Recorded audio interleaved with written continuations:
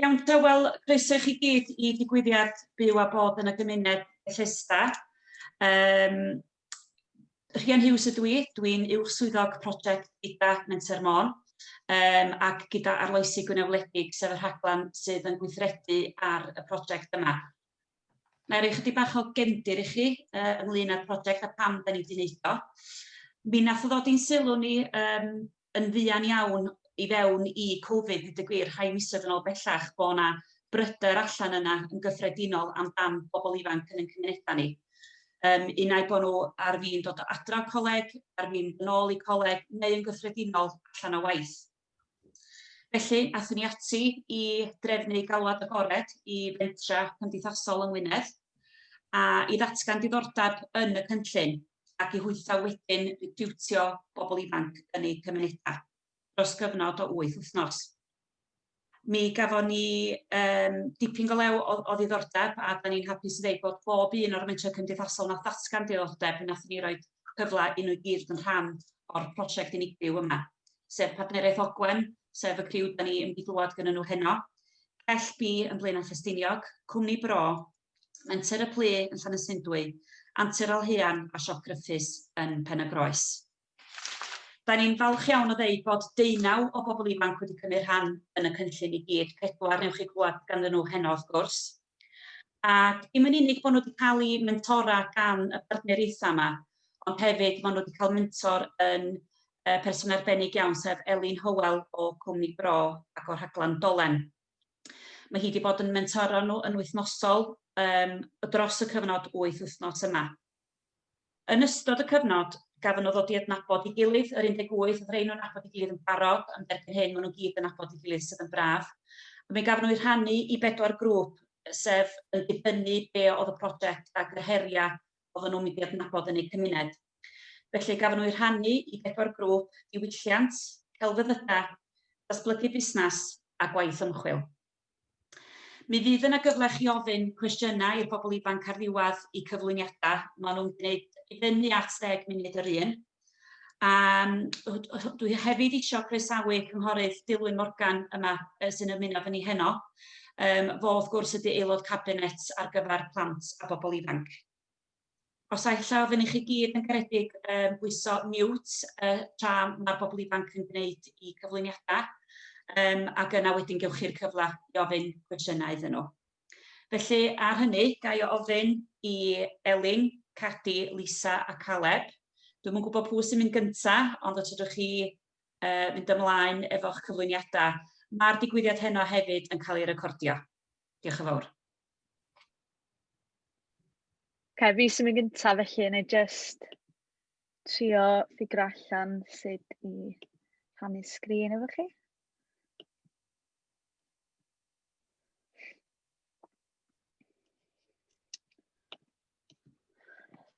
Elin, Cain dwi os ydych chi'n mynd gwybod pwy dwi. Dwi wedi cael yngeni a magu yma'n Bethesda a dwi wedi bod yn byw yma ers 23 mlynedd heblaw am pan dwi yn brifysgol yn Gaerdydd. Dwi newydd raddio a dwi'n mynd yn ôl mis yma, gobeithio diwedd mis, I ddechrau gradd meistr. Dwi yn un o'r 4 swyddog byw a bod sydd bod yn gweithio efo Partneriaeth Ogwen dros yr 8 wythnos dwytha. A dwi wastad wedi cael diddordeb mawr yng ngwaith Partneriaeth Ogwen. Ers rili iddyn nhw'n gwneud cynllun cyd-ynni chydig o flynyddoedd yn ôl.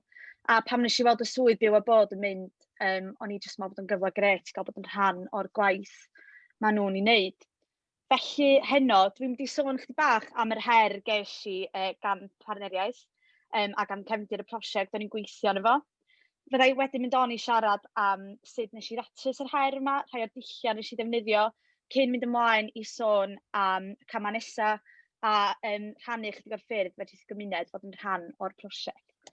Felly, jyst I ddechrau, dwi'n rhoi chydig o gefndir I chi. Felly, nes I ddod ymlaen I helpu fo ymgynghori ar gyfer prosiect datblygu canolfan Cenfais.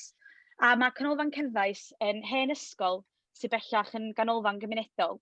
Mae wedi bod yn rhan o gymuned Bethesda ers 1907 ac ar hyn o bryd mae o yn y broses o gael I drosglwyddo o Cyngor Gwynedd I Partneriaeth Ogwen drwy gynllun trosglwyddo eiddo Cyngor Gwynedd.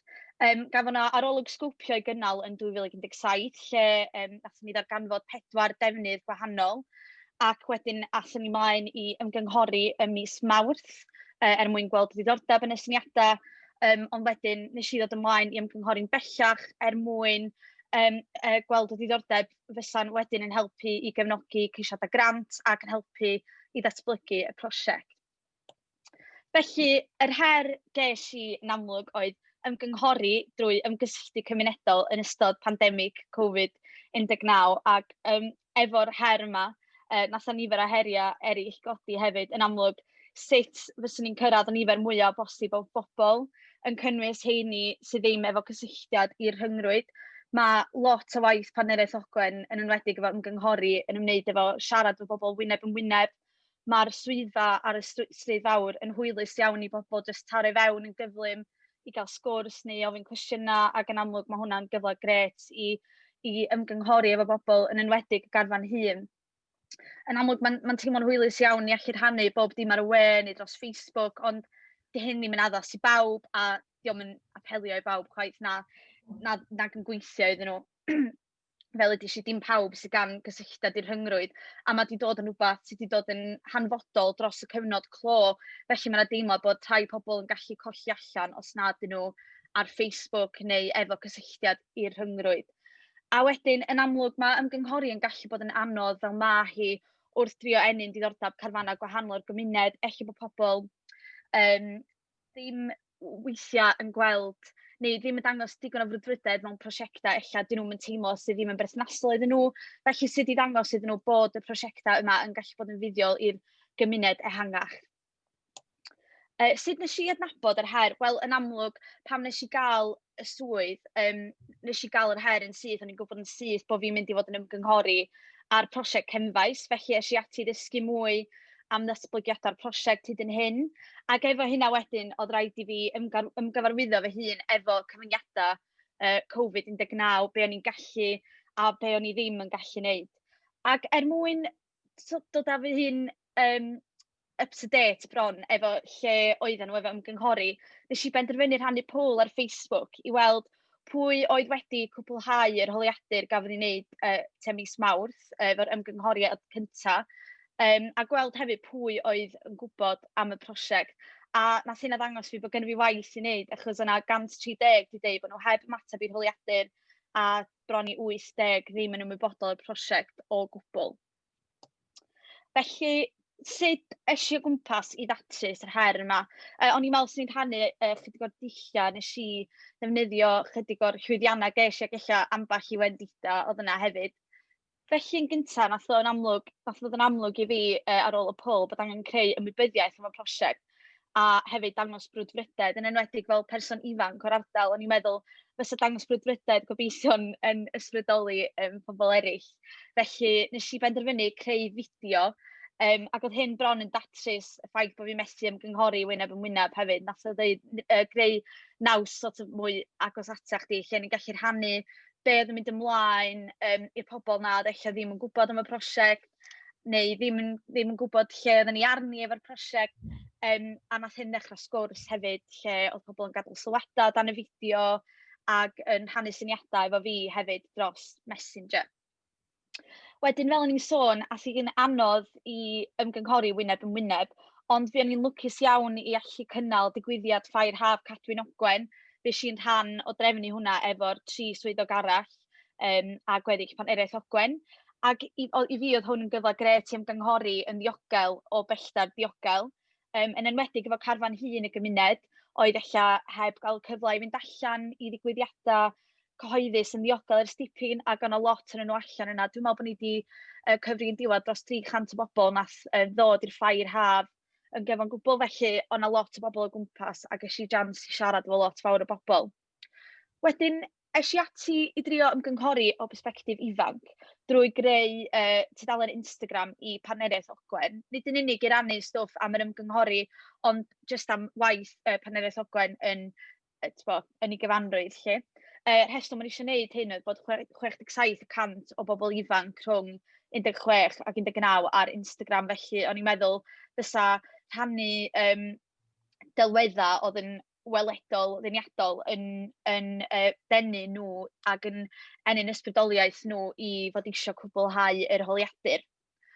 Wedyn, es i ati drio meddwl am sut ni'n gallu gweithio efo busnesau lleol wrth symud ymlaen efo'r prosiect. Felly nes i greu holiadur yn arbennig iddyn nhw, jyst mwyn gweld eu syniadau nhw a be oedden nhw'n poeni amdano fo'r prosiect, achos enghraifft, mae yna sôn gobaith i greu gofod llety yna. Felly, oedd hwnna'n gret hefyd i glywed barn pobl sy'n rhedeg llety neu byncws yn yr ardal, ac hefyd gan gwmnïau eich fysa fod diddordeb defnyddio y ganolfan pam fysa fo'n barod. A hefyd, o'n i isio ymgysylltu ac ymgynghori efo'r ysgol leol. O'n i fod i fynd fewn i wneud cyflwyniad, ond oedd yn bosib yn anffodus. Felly, be nes i'n lle oedd rhannu'r fideo ni wedi greu efo nhw, a nes i sefydlu dolen arbennig efo Survey Monkey, lle dim ond yr ysgol yn gallu cael mynediad drwy'r ddolen yna, a nath o bron creu grŵp ffocws bach i fi, felly o'n i'n gallu gweld sut oedd y bobl ifanc yn ymatab iddo fo. Ac ges i lot o lwyddiant efo'r ymgynghori, ges i 170 o ymatebion i'r holiadur cyffredinol nes i wneud a'r holiadur busnes. Felly, o'n i'n hapus iawn efo'r canlyniadau, ac oedd lot o'n nhw'n bositif iawn ac yn cefnogi'r syniadau gynnon ni hefyd. Felly, symud ymlaen, be dwi'n meddwl ydy'r camau nesaf? Felly, dwi'n meddwl na'r cam pwysica i gymryd gyntaf ydy rhannu'r canlyniadau a'r adroddiad efo'r gymuned. Dwi'n meddwl fysa hyn yn fuddiol iawn bod nhw'n gallu gweld y data yn ei gyfanrwydd mwyn gweld sut mae ymatebion nhw wedi cyfrannu rhywbeth lot mwy, a wedyn maen nhw hefyd yn teimlo'n rhan o'r prosiect. A wedyn gwerth pobl i'r ymgynghori, ac drwy hynna hefyd ysbrydoli nhw wedyn i fod yn rhan o'r prosiect ac yn rhan o'r gwaith mae Partneriaeth Ogwen yn ei wneud yn y dyfodol. Dwi hefyd yn meddwl bod o'n bwysig bod ni'n parhau i ddiweddaru'r gymuned ar beth sy'n mynd ymlaen, hyd yn oed methiannau a'r llwyddiannau, bod ni'n gallu bod yn dryloyw, wedyn ella bod rhai aelodau'r gymuned yn gallu cynnig cymorth neu cyngor i ddod dros rhai o'r methiannau yma neu'r gwendidau ella. Ac yn ola, sefydlu grwpiau trafod. Yn amlwg, dy heb fod yn bosib i allu wneud hyn mewn person, ond dwi'n meddwl bod fo'n fuddiol iawn i drefnu grwpiau efo rhai sydd wedi datgan lot o ddiddordeb yn y prosiect a sydd wedi datgan diddordeb mewn defnyddio yr ganolfan yn y dyfodol. A wedyn, sut fedrith y gymuned fod yn rhan o'r prosiect? Wel, yn gyntaf, dwi'n meddwl dilyn diweddariadau'r prosiect ar dudalen Facebook Partneriaeth Ogwen ac ar y wefan, ac wedyn rhannu yr diweddariadau yma efo pobl sy'n allan ddim ar Facebook, neu rhannu rei o'r post efo ffrindiau a'r diweddariadau yna efo'ch cyfoedion. Yn amlwg, Partneriaeth Ogwen sydd yn cefnogi'r prosiect yma, a mae yna bosib i wirfoddoli efo nhw i gefnogi Partneriaeth Ogwen, ac ella pan mae'r amser yn dod i wirfoddoli yng nghanolfan Cenfaes hefyd.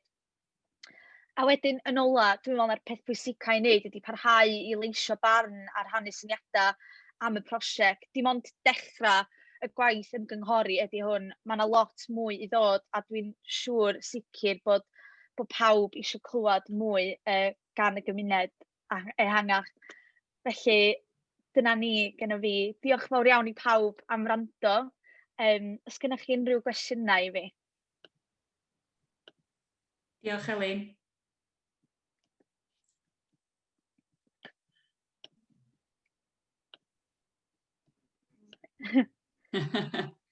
Da iawn, Elin. Sgyn rhywun gwestiwn i Elin?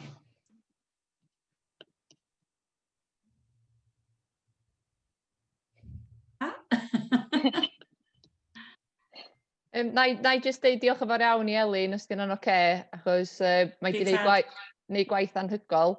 Mae'n siŵr bod i'n gorfod deud hyn ar ôl pob un cyflwyniad, ond jyst i ddeud, mae cyfraniad Elin o ran prosiect Cenfaes yn bell gyrhaeddol, achos mae wedi'n galluogi ni gael tystiolaeth o farn yn cymuned mewn ganol pandemig.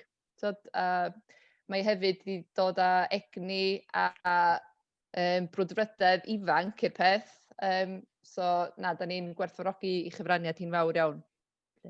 Diolch. Diolch, Mel. Croeso tad. Iawn, fi sy'n nesaf rwan. So, na i just drio rhannu sgrin rwan.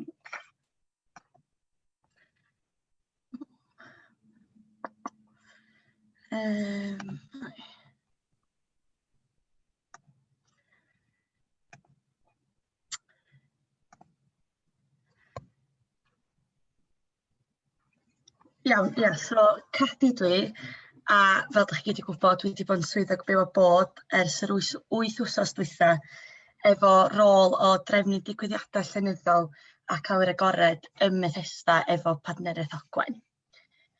Ac yn y cyflwyniad heddiw yma, fyddai'n rhoi bach o gefndir i chi am pam nes i drio am y swydd yn y lle cyntaf, a sut nes i ati wedyn i gychwyn ar y swydd a gosod targedau'n hun, ac yna ymlaen i sôn am y clwb darllen nes i sefydlu.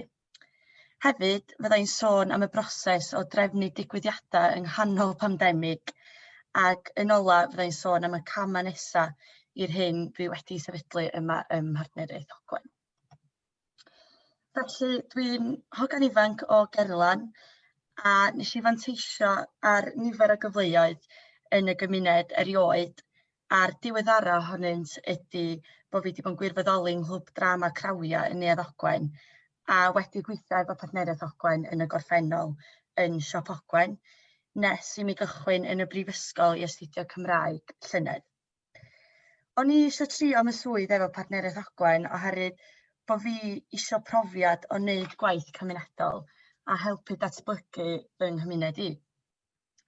Ar ôl i mi gael fy mhenodi fel swyddog byw a bod, nes i ddysgu mai fy rôl i'n mhenodol oedd i weithio ar drefnu digwyddiadau llenyddol ag awyr agored, ac i weithio'n agos efo fflyr pyw, sef datblygwr cymunedol Partneriaeth Ogwen. Felly, mwyn mynd ati gychwyn ar y swydd a penderfynu be o'n i am wneud dros yr 8 wythnos nesaf, ges i gyfarfod fo mewn i benderfynu be sy'n gweithio ora mwyn i mi hyrwyddo'r siop, a pa elfennau o'r siop dylwn i fod yn canolbwyntio arnyn nhw. Felly, ddaru ni benderfynu mae'r prif ffocws fysa hyrwyddo bod y siop ddim yn unig yn werthwr crefftau lleol, ond hefyd i bod hi'n siop lyfrau. A dwi'n meddwl bod o'n bwysig bod fi wedi gwneud hynny, oherwydd yn enwedig canolbwyntio ar yr ochr llenyddol, oherwydd ar ôl clywed gan fflyr sydd wedi bod yn gweithio yn y siop ers sbel ŵan, bod hi wedi bod yn yr ysgol leol a bod dipyn o rieni'r plant ddim yn ymwybodol o bresenoldeb y siop fel gwerthwr llyfrau ar y stryd fawr.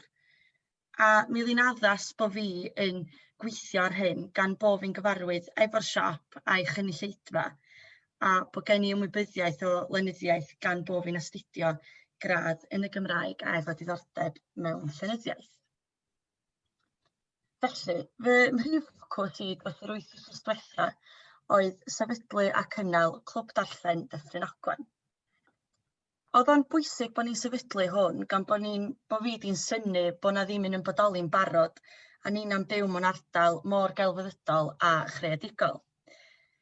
Yn ogystal, drwy sefydlu clwb darllen, dwi'n teimlo bod wedi bod yn ffordd i ni allu cefnogi awduron lleol trwy drafod eu llyfrau nhw yn y clwb. Y brif her oedd yn yngwynebu i wrth sefydlu'r clwb oedd sicrhau bod fi'n hysbysebu yn llwyddiannus mwyn sicrhau gymaint o aelodau o phosib a cwsmeriaid i'r siop.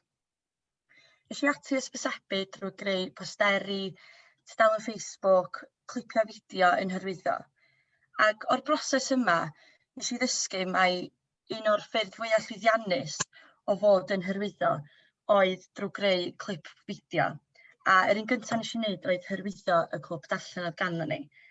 Ac ar y cyfryngau cymdeithasol, hwnna gafodd ei rannu mwyaf gan bod angen rhoi mwyaf sylw i fideo nag sy'n i jyst llun neu poster.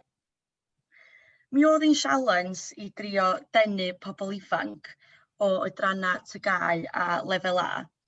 A mi nes i o gwmpas hyn drwy drio cysylltu efo adrannau Cymraeg ysgolion cyfagos. Ond hynny, dwi'n meddwl bod o dal yn bwysig cadw mewn co bod fi mond i sefydlu'r clwb yma ers deufis a un cyfarfod da ni wedi cael hyd yn hyn. Felly gobeithio efo'r clwb yn parhau ar ôl i mi adael bydd na fwy a mwy o aelodau yn ymuno.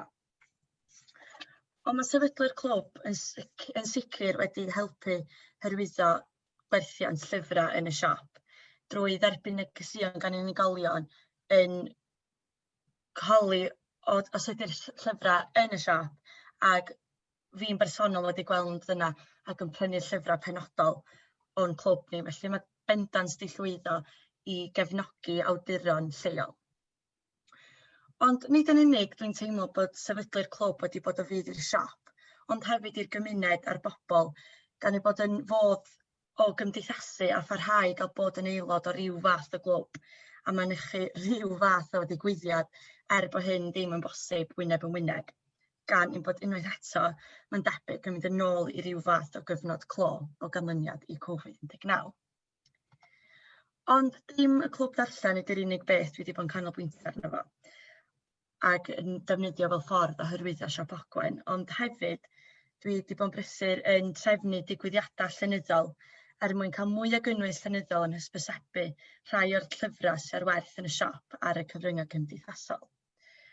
Dwi'n meddwl na dyma oedd y tasg mwyaf cymhleth o'r ceisio trefnu digwyddiadau a sgyrsiau oedd yn cydlynu efo canllawio ymballau cymdeithasol, ond hefyd yn cynnig amrywiaeth o ddeunydd ar y cyfryngau. Nes i lwyddo i drefnu 3 digwyddiad llenyddol yn ystod yng nghyfnod o 8 wsos. Ac yn bersonol, swn i wedi hoffi gallu trefnu mwy, ond drwy fod yn cynllunio hyn dros yr haf efo dipyn yn cymryd gwyliau, doedd o ddim wastad yn bosib trefnu cyn gymaint ac oeddwn ni wedi bwriadu. Yn anffodus, dim ond un digwyddiad nes i lwyddo i drefnu i'r cyhoedd wyneb yn wyneb, ond mi oedd honno yn llwyddiannus, sef sesiwn arwyddo llyfrau yn ffair haf Cadwyn Ogwen, efo Angharad Griffiths, golygyddes y llyfr Un yn Ormod, a be hyn bendant yn ddull llwyddiannus i mi hysbysebu'r clwb ac hyrwyddo gwerthiant y gyfrol. Ar ben hyn, nes i gynnal sgwrs Zoom rhwng Angharad Griffiths a'r actores a therapydd Gwen Ellis yn trafod Un yn Ormod. A hefyd, da ni wedi cynnal sgwrs rhwng Dr Elin Hughes a Ian Wyn yn trafod ei gyfrol diweddara fo, Trysora Coll Caradog Pritchard. Drwy drefnu'r sgyrsiau yma, dwi wedi datblygu fy hyder wrth geisio cydlynu digwyddiadau a gorau mynd ati wneud yr holl drefniadau yn hollol annibynnol, ac yn sicr mae wedi rhoi sail i mi at y dyfodol i wybod beth sy'n angen cadw mewn cof wrth drefnu y math yma o ddigwyddiadau. A byddai'n gallu cario'r profiad yma ymlaen i'r swydd a'i ymlaen i wneud yn y dyfodol. Hefyd, dwi'n ddiolchgar o gael y profiad yma i mi allu rhoi rhywbeth yn ôl i'r gymuned a bod fi'n hun di gallu cefnogi awduron lleol fel o'n i wedi obeithio ar gychwyn y swydd yma. Hefyd, fues i'n brysur yn helpu trefnu ffair haf Cadwyn Ogwen efo gweddill aelodau Partneriaeth Ogwen a swyddogion byw a bod. A mi oedd hyn yn ffordd o ymateb i'r her sy'n ein cymunedau gwledig yma ym Methesda yng nghanol pandemig, sef yr her o geisio cadw mewn cyswllt hefo'r gymuned, yn enwedig y rhai sy'n heb fynediad at y rhyngrwyd. Fe oedd o hefyd yn fodd o geisio cefnogi a rhoi hwb i fusnesau a chwmnïau a chrefftwyr lleol yn ystod cyfnod sydd wedi bod yn heriol i nifer o fusnesau bach annibynnol. Ddaru'r digwyddiad dod â llwyddiant mawr i'r stryd fawr fel nath Elin sôn gyna, efo ystadegau'n profi bod o leia 480 o ymwelwyr wedi bod yn mewn gofnogi i'r rhyngrwyd am ddim ar y stryd fawr y diwrnod hwnnw yn wahanol i tua 300 ar benwsos arferol. A wwan bod fi wedi sefydlu'r clwb, fyddai yn pasio'r cyfrifoldeb yma ymlaen i aelod o'r clwb ac i fflyr o siop Ogwen. A da ni'n gobeithio datblygu'r clwb darllen ymlaen i apelio at blant hefyd. Dyna ydi gobaith fflyr ar gyfer y dyfodol. A ar ben hynny, yn ystod y bythefnos diwethaf, dwi wedi bod yn siarad efo adrannau Cymraeg ysgolion cyfagos i geisio cael plant o'r ysgolion i sgwennu adolygiadau llyfrau mwyn bod yn ffordd hefyd o blethu nhw yn rhan o'r clwb yma. Felly, dyna'r ôl sgyn i ddeud heno yma. Sgyn rhywun unrhyw gwestiynau?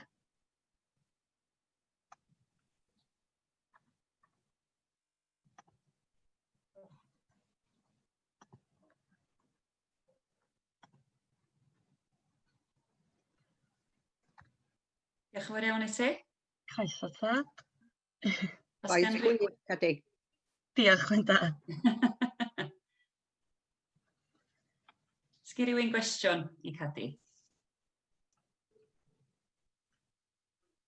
Na? Neb eisiau gofyn cwestiynau heno? Rai, bod chi wedi Mae'n geisio dim ond fyna, ydych chi siarad. Mae'n dim ond yn sydyn, jyst i fi gael dweud faint mor gret ydy wedi bod cael gweithio efo'r bobl ifanc yn Bethesda i gyd, a maen nhw wedi gwneud gwaith gwych ym Bethesda, ond hefyd wrth ymwneud efo'r cymunedau eraill i gyd. Maen nhw bob tro wedi bod yn bresennol ac yn gweithio'n galad ac yn wych yn yr dosbarth, yn yr sesiynau wythnosol lle. So jyst diolch fawr wrth chi gyd, ac mae'r cyflwyniadau mynd yn wych so far. Da iawn chi. Diolch Elin. Iawn, felly... Un cwestiwn. Oedd y clwb darllen efo pobl ifanc yn unig? Na, mae'r clwb darllen yn agored i bob oed. So, ond dyna ni'n dweud, y sialens anoddaf trio annog mwy o bobl ifanc i ymuno. Felly gobeithio f amser, nawn ni gael mwy o griw oedran ysgol mwy na lai i ymuno. Gobeithio. Diolch. A be mae Cadi di llwyddo wneud ydy llenwi bwlch, de. Oedd gennym ni fwlch o ran cynnal digwyddiadau ar-lein, ffilmio sgyrsiau a cynnal yr deialog yna, de. Yn aml, pryd mae sefydliadau fel ni'n marchnata, da ni roed rhyw posts allan ar Facebook a Twitter yn deud beth da ni'n neud, ond mae angen iddo fo fod ddwy ffordd. A mae'r clwb darllen yn sicr yn ffordd o hyrwyddo'n diwylliant ni, hyrwyddo llyfrau Cymraeg, ond mae hefyd yn codi ymwybyddiaeth cwsmeriad o siop Ogwen. Felly, na, diolch Cadi am dy waith gwych. Croeso. Iawn, felly pwy sgynnon ni nesa? Lisa ta Caleb? Ie, dwi'n meddwl fi sy'n mynd nesaf, dwi'n meddwl Caleb, ie. Diolch Lisa. Fwra ti. Reit.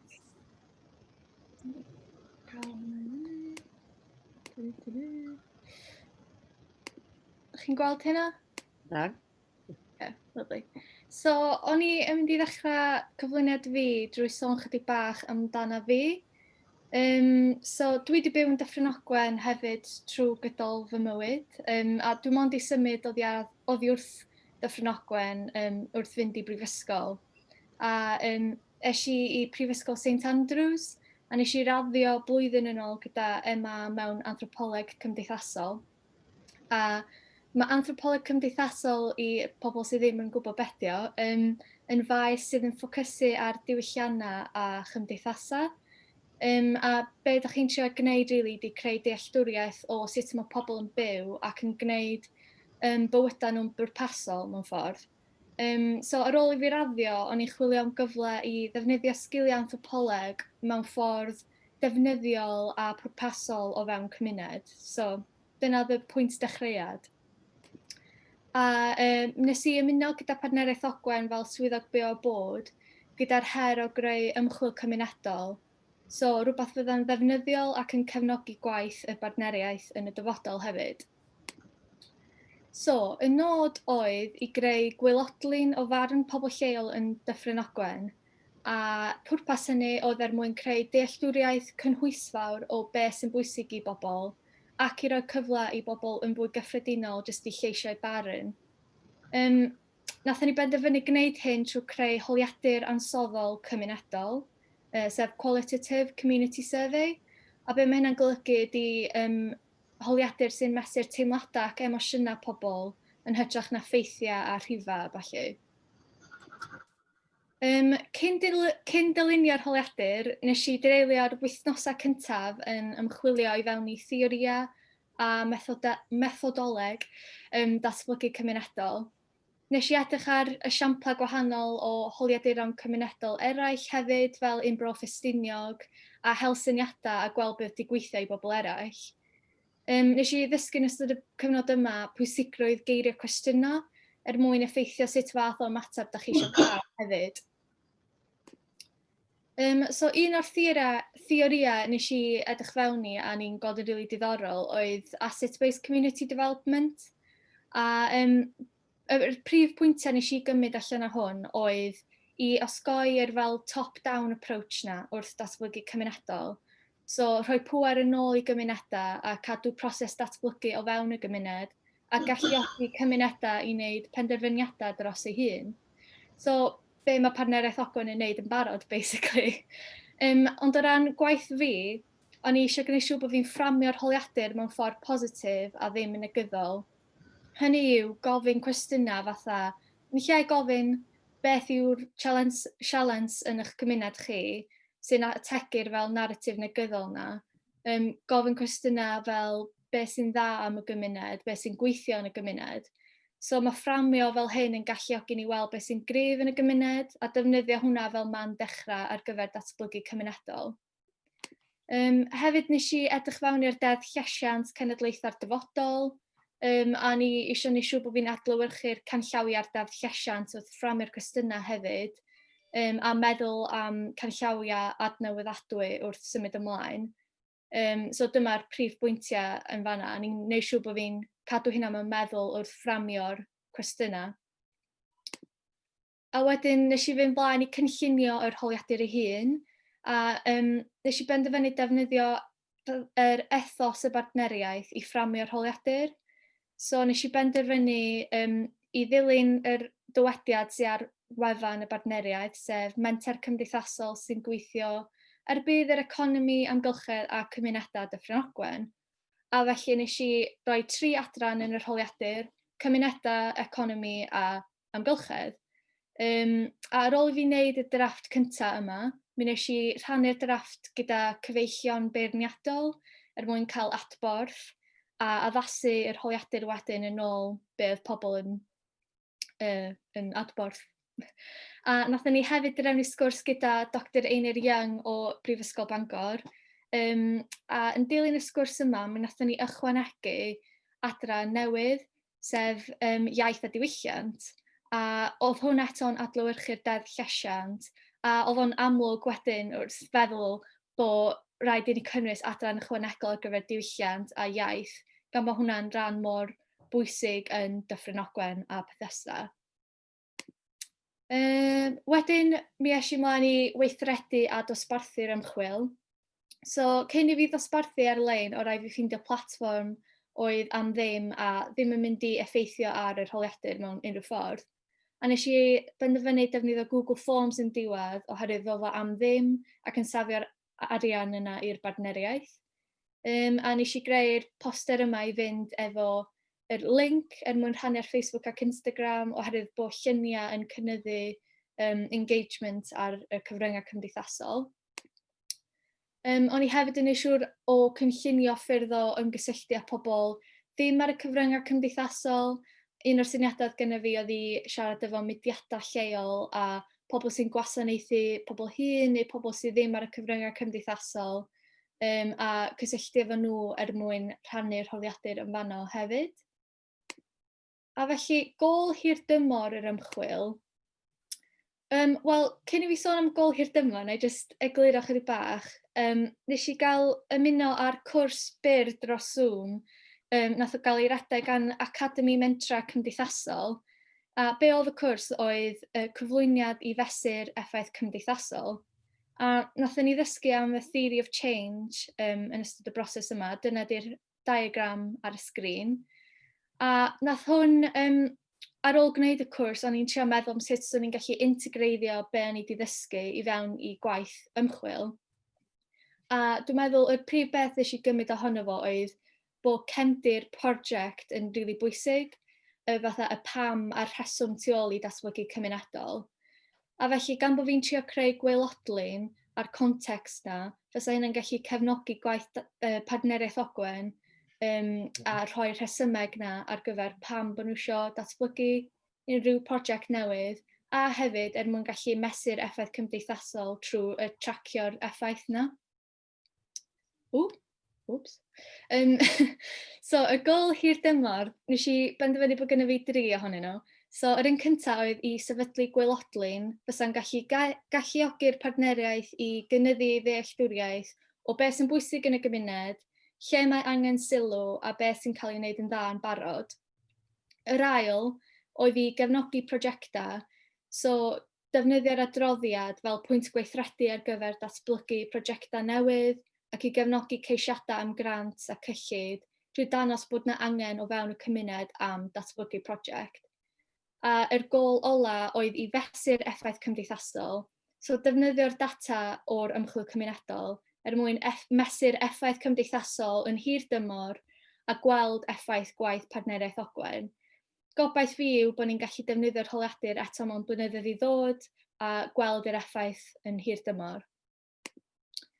So, wrth adlewyrchu'r profiad, nes i ddysgu 3 peth, really. So, sut i weithio dros Zoom, gweithio adra, a creu perthnasau efo pobl newydd trwy Zoom, ydy be dwi'n trio dweud. Hefyd i fod yn hyblyg, so oedd y llinell amser y gwaith yn addasu lot yn ystod y cyfnod, so bod yn barod i addasu pethau a bod yn hyblyg a newid y llinell amser lle bod angen. Hefyd, wrth fod yn gweithio adra, o rhaid i fi wneud siŵr bod fi'n gallu bod yn hyderus yn penderfyniadau fi a gwybod bod fi'n gwneud y penderfyniadau iawn oherwydd o'n i'n methu gofyn cwestiynau cyflym fatha os fyswn ni mewn swyddfa. Hefyd, mi wnes i gael cyfle i ymarfer creu adroddiadau yn ystod y cyfnod ar gyfer holiaduron mewnol.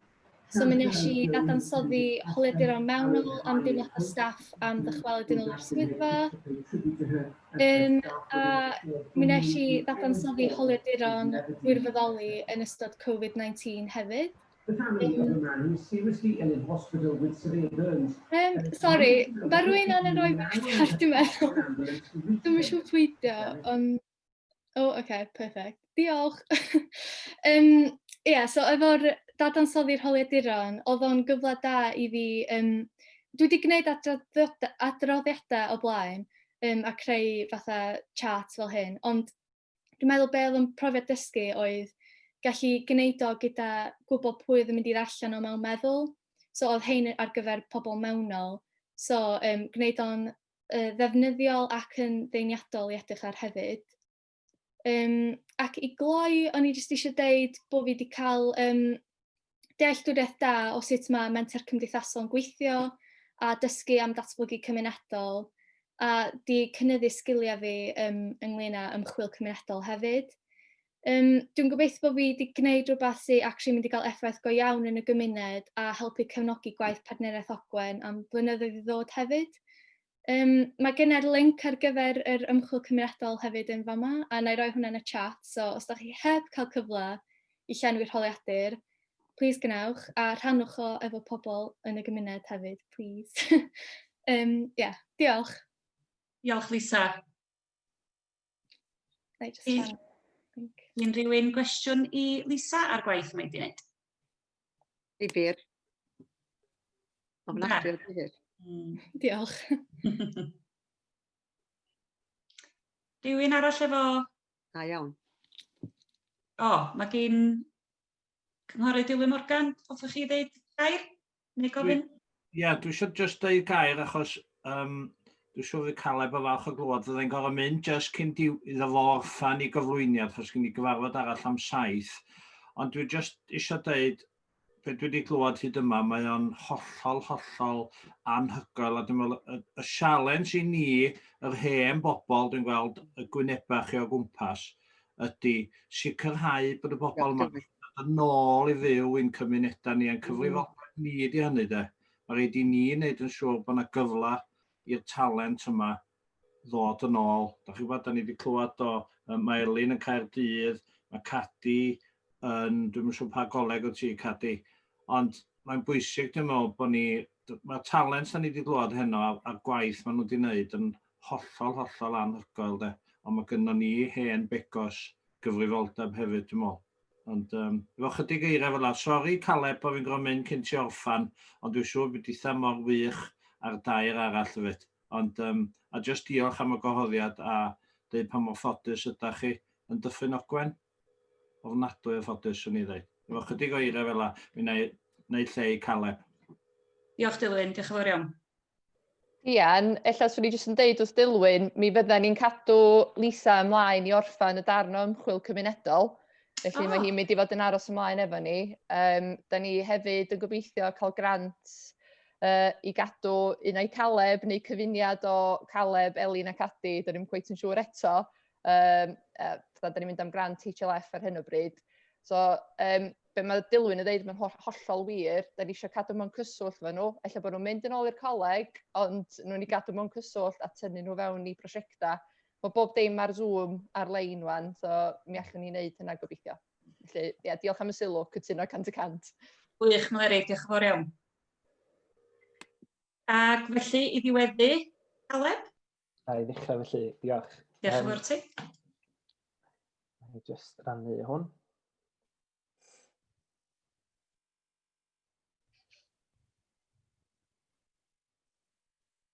Sori, os di'n llais i'n dod drosodd yn high pitch yna, dwi'n bod yn canu. Felly, mae'r llais di codi'n sylweddol. So sgynna i ddim Covid, bod fi'n Manceinion, sgynna i ddim Covid. Ia, felly, Caleb dwi. Dwi hefyd yn enedigol o Gerlan. Dwi wedi byw yna, dwi wedi cael macina ers 23 flynyddoedd. A dwi ar hyn o bryd, dwi'n astudio yn y Royal Northern College of Music ym Manceinion. Ac ella, fedrwch chi roi dau at ei gilydd, canu dwi'n neud yma mewn Manceinion. Mae'n prosiect i, nes i dderbyn rhaglen waith efo'r bwriad o ddathlu 2 canmlwyddiant Bethesda. Chydig o gefndir i chi, sefydlwyd Bethesda fel pentra yn 1820 pan adeiladwyd capel Bethesda, capel cynulleidfaol Bethesda. A y flwyddyn yma, mae'r pentra yn dathlu 2 canmlwyddiant. Yn anffodus, oherwydd amgylchiadau Covid, tydi hi heb fod yn bosib trefnu'r dathliadau ar gyfer y flwyddyn yma. Felly, y bwriad ydy bod y gwaith dwi wedi gwblhau yn ystod yr 8 wythnos yma yn cael ei wireddu y flwyddyn nesaf yn 2021. Targeda. Felly, fel nes i ddeud, ges i rhaglen waith pan nes i gyrraedd Partneriaeth Ogwen.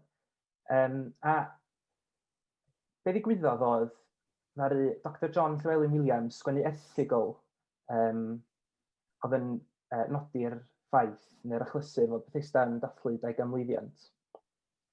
Ac yn hynny o beth, nath na chydig o bobl yng Nghymdeithas Bethesda deimlo bod hyn yn achos i ddathlu mewn ffordd ac i wneud rhywbeth o'r achos. Felly, ar ôl chydig o drafodaethau efo ambell i bartner craidd yn y dyffryn, ddaru Partneriaeth Ogwen benderfynu cymryd rôl cydlynu mewn ffordd i dynnu'r holl ddigwyddiadau yma at ei gilydd. Felly, y cam cyntaf i fi oedd meddwl am ddigwyddiadau a gweithgareddau dathlu. Wrth gwrs, oedd hein yn weithgareddau oedd yn gorfod bod yn addas at ddibenion yn bellhau cymdeithasol oherwydd bod y sefyllfa mor aneglur ar hyn o bryd a does ddim sicrhau chwaith beth yn digwydd yn y dyfodol. Felly mae'r rhan fwyaf o bethau syniadau da ni wedi coladu, maen nhw'n bethau sy'n Covid-friendly fel petai. Fel dwi wedi sôn yn barod, mae'r calendr yma ddathliadau yn mynd i gael ei wireddu y flwyddyn nesaf yn 2021. Fel rhan o'r gwaith wedyn, nes i benderfynu edrych mewn i ofynion grant treftadaeth Llywodraeth Genedlaethol.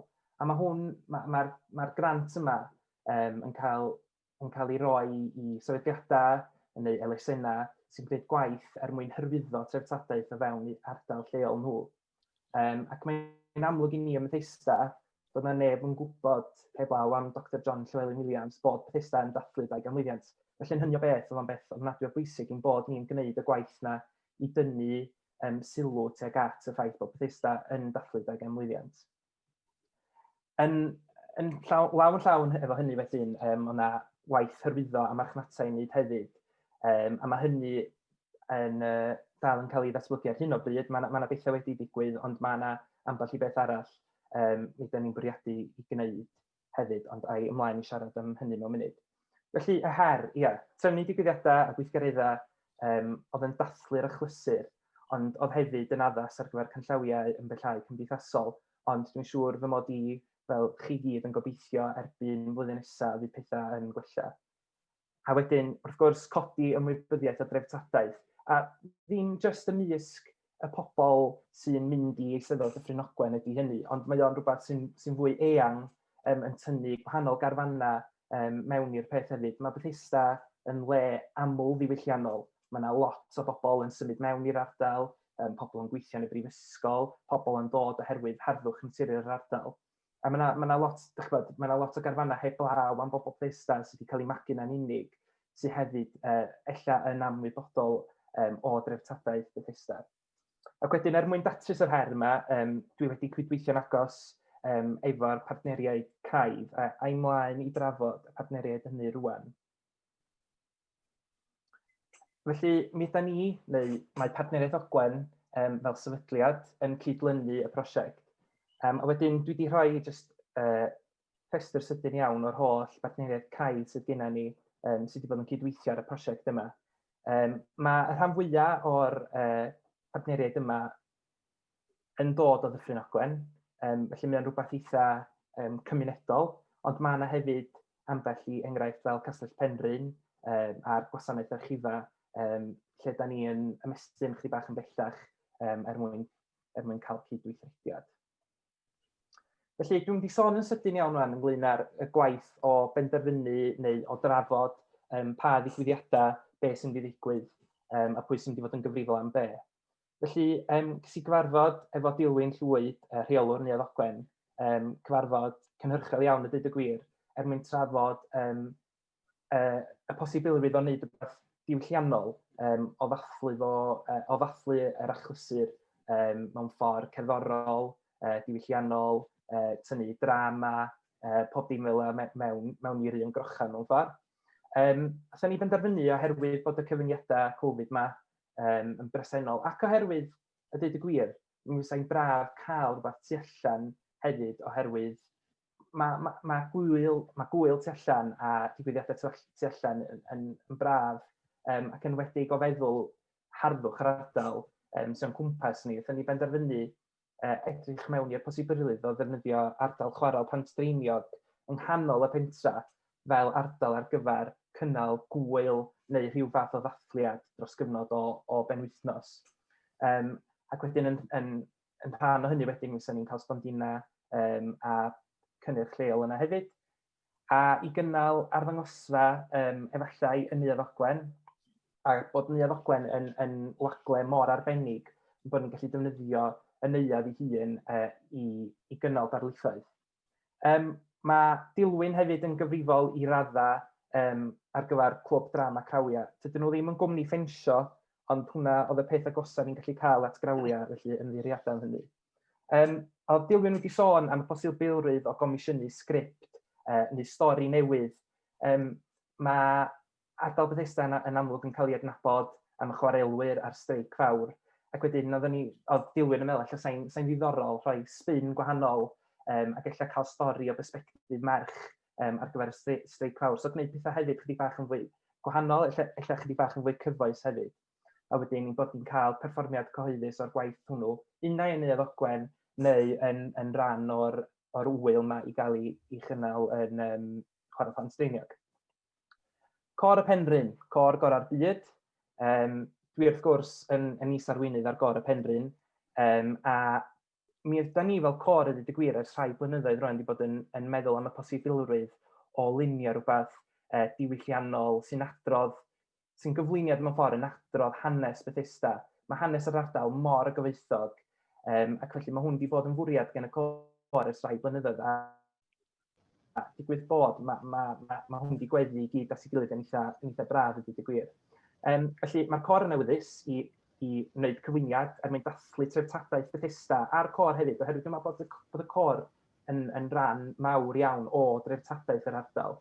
Hyd yn oed heddiw mae'r cor dal yn cael ei adnabod, neu yn hytrach, mae'r ardal dal yn cael ei adnabod am y cor, a mae yna gymaint o hanes mor gyfoethog hanes cerddorol sy'n mynd nôl cannoedd o flynyddoedd.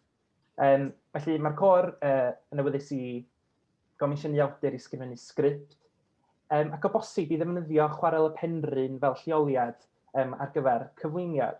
Dwi wedi rhoi yn fanna y Meseia 160. Efallai bod rhain o'ch chi'n gwybod, ond dwi'n ama hynny'n fawr, mi oedd yna berfformiad arbennig iawn o'r Meseia ar lethra'r chwarel penrhyn ar y poncia yn y flwyddyn 160. A mae yna gofnod diddorol iawn o'r achlysur mewn papurau newydd y cyfnod. A mae'r côr wedi crybwyll fysa hi'n bosib defnyddio'r ardal yna, defnyddio'r ardal lle ddaru'r côr gannu 100 mlynyddoedd yn ôl. Dydy mathemateg ei ddim yn dda iawn, sori. Os a bosib, defnyddio'r ardal yna i allu gwneud rhywbeth creadigol eto, sy'n amlwg yn rhan o dreftadaeth y côr, ond yn hefyd o dreftadaeth yr ardal ac o dreftadaeth y chwarel hefyd.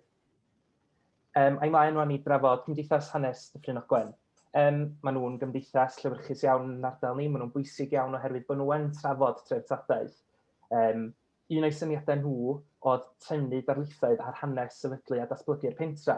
Felly mae yn erthigl John Llewellyn, mae yna sôn ynglyn â sut ddaru'r pentra gael i sefydlu ac i ddatblygu hefyd. Ond ella bod yna sgôp yn fama i wneud fwy o waith ymchwil mwyn mynd ati i wneud darlith cyhoeddus. Ella darlith fysa'n gallu cael ei recordio ac i rannu wedyn yn fwy eang eto wedyn. Syniad arall oedd cynnal taith gerdded wedi thywys o amgylch ar ardal, yn edrych yn arbennig ar ddaeareg yr ardal a nodweddion, ella pensaernïol, cymharu stad y penrhyn efo stad y cefnfaes, a sut yn union ddaru canol y pentra fel da ni'n nabod o heddiw ddatblygu. Felly oedd hwnna'n syniad arall gan Gymdeithas Hanes Dyffryn Ogwen. Llechi Cymru. Mae Llechi Cymru'n amlwg yn brysur iawn ar hyn o bryd. Mae'r gwaith o drefnu cais ar gyfer UNESCO wedi'i wneud, a mae o wrthi'n cael ei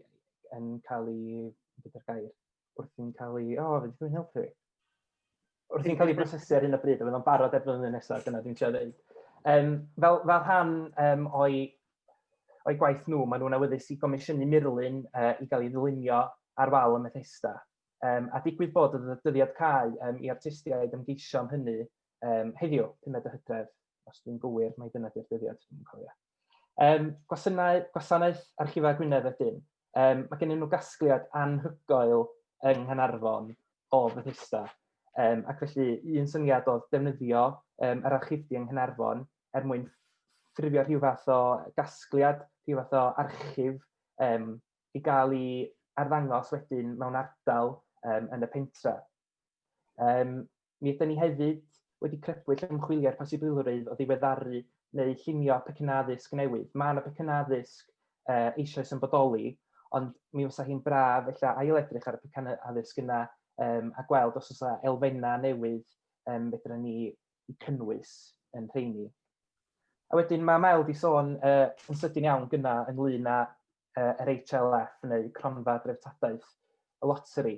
A dweud y gwir, doedd hwn ddim yn... Mae bwriad y gwaith, neu mae amcan y gwaith di newid, a dweud y gwir, yn ystod yr 8 wythnos.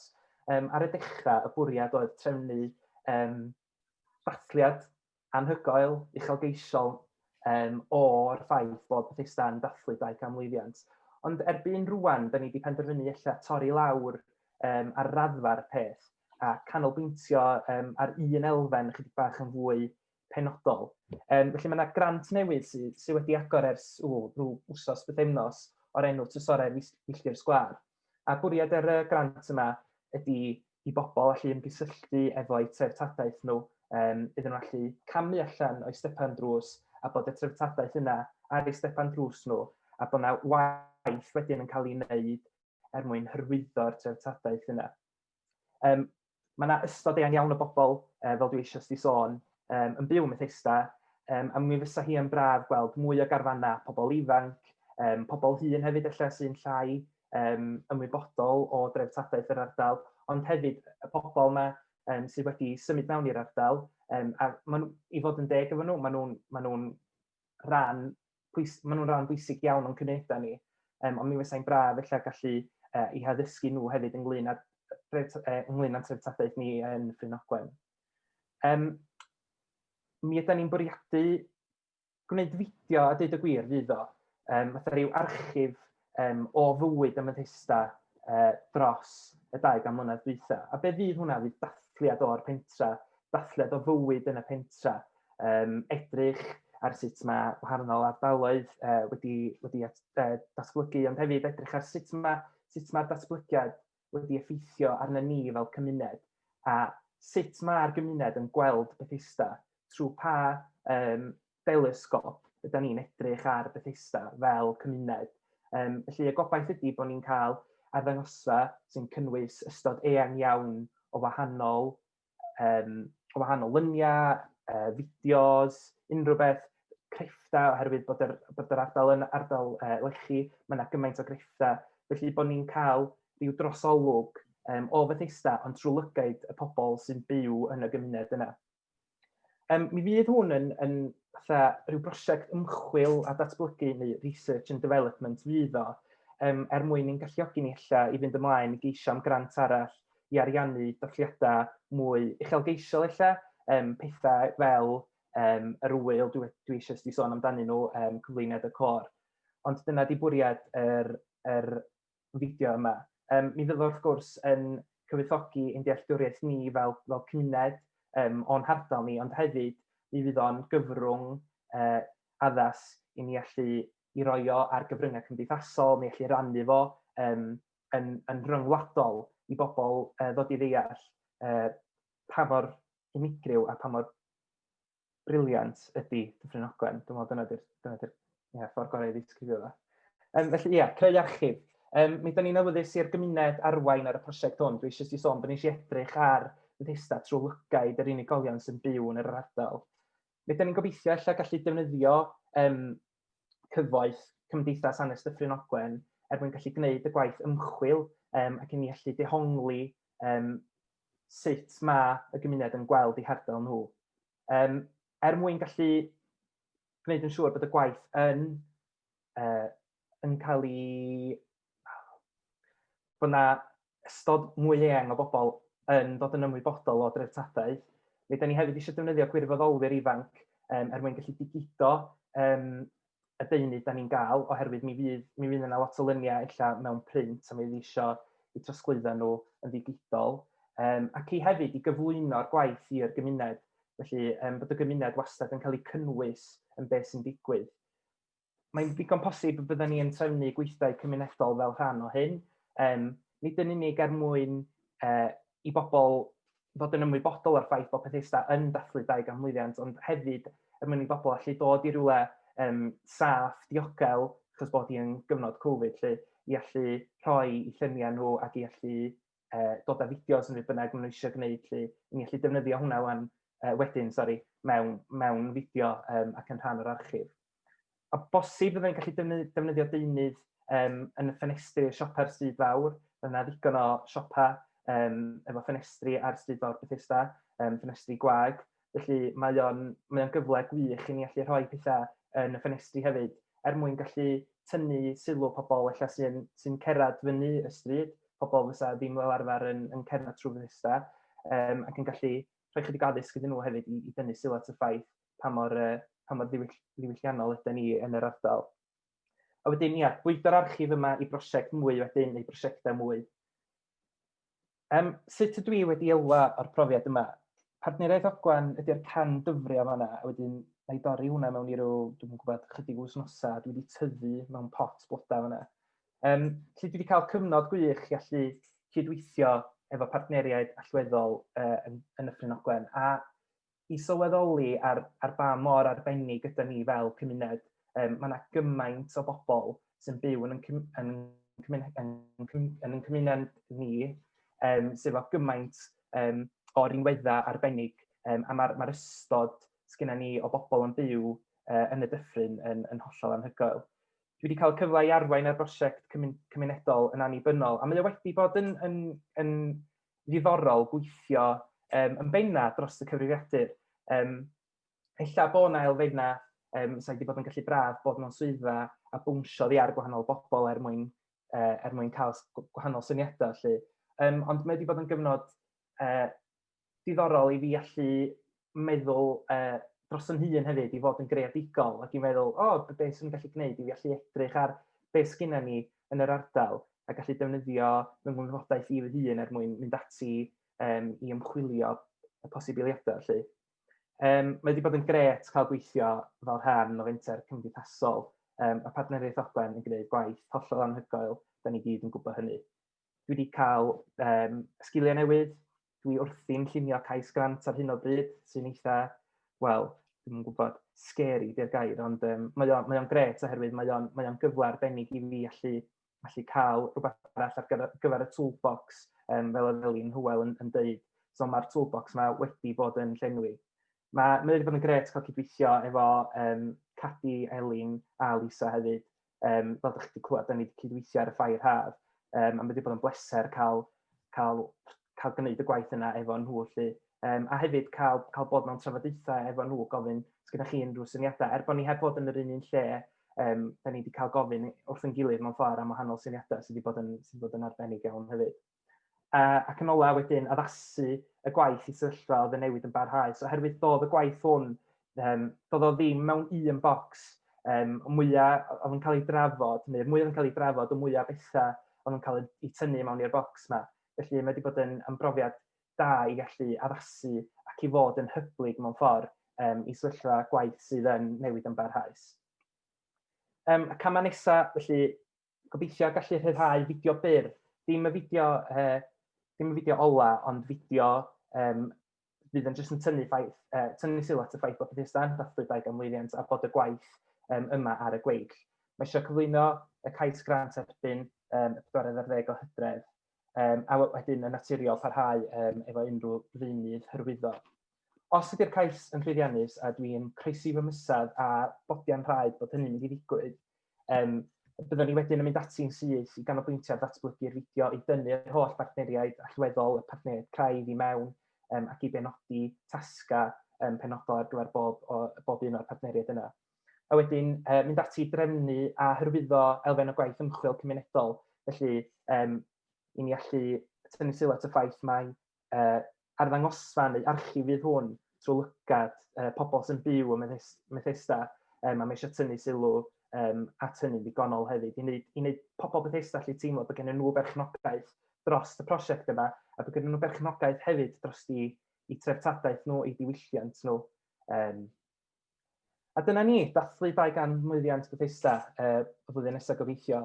Felly, ia, diolch yn fawr iawn i arloesi Gwynedd Wledig, Menter Môn, ac i Elin Hywel hefyd o Gwmni Bro am gefnogi y fenter yma. A wedyn, ia, diolch yn naturiol i Partneriaeth Ogwen a'r holl partneriaeth arall hefyd dwi wedi bod yn gweithio efo nhw am fod yn barod i fy nghefnogi i ac am allu bod yn gymorth i mi yn ystod yr 8 wsos yma. Diolch yn fawr. Gwych, Caleb. Diolch o galon. Diolch yn fawr iawn. Ffantastig, lot o bethau ar y gweill felly. Oes, mae yna. Meleri neu Elin, sy'n un o'r ddwy chi cyn i ni gloi i'r noson, os ydych rhywbeth chi eisiau chwanegu, neu i be mae'r 4 wedi gyflwyno hynna. O safbwynt Partneriaeth Ogwen, dwi'n meddwl bod gen i lot i adio mewn ffordd. Dim pobl ifanc a neuddfed sydd wedi cyflwyno i chi heddiw. Mae hein yn bobl proffesiynol hyderus sydd efo lot i gyfrannu. A beth sy'n eithriadol o bwysig i ni efo'r 8 wsos yma ydy bod ni wedi cael cyfle trwy arloesi Gwynedd Wledig i gyflogi 4 person. Fydd gobeithio yn dod yn ôl atyn ni, yn dod yn ôl o'r brifysgol i weithio efo ni, achos nhw ydy'n dyfodol ni. A dwi'n gwybod bod hynna'n rhamantus, ond nhw ydy datblygwyr cymunedol y dyfodol. Ond o safbwynt y prosiect, mae'n eitha calonogol i ni bod yna waddod. Dwi'n gwybod bod hwnna'n air eisteddfodol, ond mae yna impact i'w gwaith nhw. So fydd Lisa yn parhau i weithio efo ni i orffan darn o waith ymchwil cymunedol, fel o'n i'n dweud gynna. a mi fyddai'n tynnu Cadi Elin a Caleb i lot o brosiectau fyddwn ni'n datblygu yn y dyfodol. Felly, yn y bon, jyst gair o ddiolch, a gair o hyder hefyd. Mae'r bobl ma'n wych, mae gennym ni lot i edrych ymlaen tuag at y dyfodol pan fydd y bobl ma'n dod i weithio yn Nyffryn Ogwen. Sicr. Dwi'n meddwl bod hynna yn wir ar draws yr cymunedau hefyd. Mae y bobl ifanc yma wedi bod yn aeddfed, maen nhw wedi cyflawni, maen nhw wedi gwneud llawer iawn mwy nag oedden ni wedi dychmygu y bysan nhw mewn gwirionedd. Maen nhw wedi rhoi gymaint o mwy yn ôl i ni, mewn ffordd hefyd, wedi creu bwrlwm, wedi hybu ni mlaen i weithio. A mae hynna'n arbennig iawn, a enwedig yn ystod y cyfnod anodd yma, lle dwi'n siŵr oedd pawb yn teimlo diblino ac yn teimlo pwysau gwaith a trio ffeindio ffyrdd newydd i wneud pethau. Yn bob cymuned mae wedi bod yn amlwg gwerth o roi bobl ifanc mewn lle efo'r mentra. A diolch yn fawr iawn i chi gyd, da chi wedi bod yn arbennig ofnadwy. Mae'n amlwg o'r cyflwyniadau da chi wedi rhoi heddiw, nid yn unig ansawdd y gwaith da chi wedi gwneud, ond eich hyder chi, eich dealltwriaeth chi, eich cymuned, a dwi'n sicr, dim ond lle da chi'n mynd na be da chi'n gwneud yn y dyfodol, fydd hynna'n gryfder neith aros efo chi. Ac felly mae o'n arbennig i bobl ifanc yn cymunedau ni hefyd, ynde. Mae wedi bod yn gyfle gwych. A dwi'n meddwl bod bob un cymuned i wneud mwy ohono fo sydd wedi bod yn rhywbeth arbennig. Diolch, Elin. Sorry, ychwanegu hefyd, arloeseg Menter Môn, mae yna gyfle i ni ariannu neu gefnogi cynlluniau sy'n deillio o'r gwaith yma hefyd, so felly gobeithio fod yna y berthynas yna'n barhau. Mae beth dwi'n glywed heno yn jyst yn atgyfnerthu bod gynnon ni adnodd anhygoel. Mae Bethesda, mae Partneriaeth Ogwen yn defnyddio'r grym, yr dŵr fel adnodd ar bydd y gymuned. Ac mae'r bobl ifanc yma, yr un mor bwysig, bwysicach na'r dŵr, ond yr un dyrnod o ychwanegu gwerth at adnodd ar bydd y gymuned. Dwi'n gobeithio fydden ni'n gadw pobl ifanc yn yr un ffordd, ydyn ni'n ychwanegu gwerth at y dŵr hefyd. Felly, da iawn chi, diolch yn fawr. Diolch, David. Caleb, pan fyddwch chi'n trafod trefdadaeth, oes posib cynnwys hanes y capeli ar eglwysi? Enghraifft, pan nes i yma'n 71, roedd tua 20 o capeli. Erbyn hyn mae i lawr i tua 5, dwi'n meddwl, o capeli. Ac yn y gorffennol, roedd yn y côr, fel côr Benwyn, a band Seindorf yma. Ac yr un peth yn Daeniolen. Mae Daeniolen wedi colli'r côr, a ni wedi colli'r Seindorf. Oes bosib wneud rhywbeth am hynna? Oes yn sicr, dwi'n gwybod rhan mor fawr mae'r capeli a'r eglwysi wedi chwarae ymywyd pobl yn Bethesda. Ddim yn unig oherwydd bod nhw'n le i bobl allu mynd i gyfarfod, ond yr addysg a cyfoeth yr addysg o pobl yn ei derbyn yna. Felly fydd hynny yn sicr yn un elfen o'r gwaith fydden ni'n ganolbwyntio arno fo. Diolch, Godfrey. Diolch. Iawn, felly, os gen i'n diolch i chi gyd y pedwar yna chi, Valeri ac Elin, am yr gwaith i gyd ych chi'n neud dros yr 8 wythnos. Mae'n amlwg bod chi wedi bod yn gweithio'n galad iawn, a dwi'n edrych ymlaen i be fyddwch chi'n neud yn y dyfodol, yn eich bywyd personol ac hefyd efo'r partneriaeth.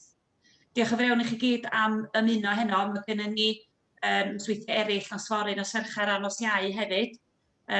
Os hoffech chi ymuno, mae'r link gan Valeri, mae gen ti'r links i gyd yn does, Valeri. Wedyn, os da chi eisiau gweld be mae'r 14 arall wedi bod yn neud, diolch chi ymuno fe ni. Mae criw Menter y Plu ac Antur Alhuar nos fory, Blaena Ffestiniog nos Fercher a Pen y Groes nos Iau. Iawn, diolch yn fawr iawn i chi gyd, nos da. Awr. Diolch. Diolch. Nos da. Diolch. Nos da, pawb.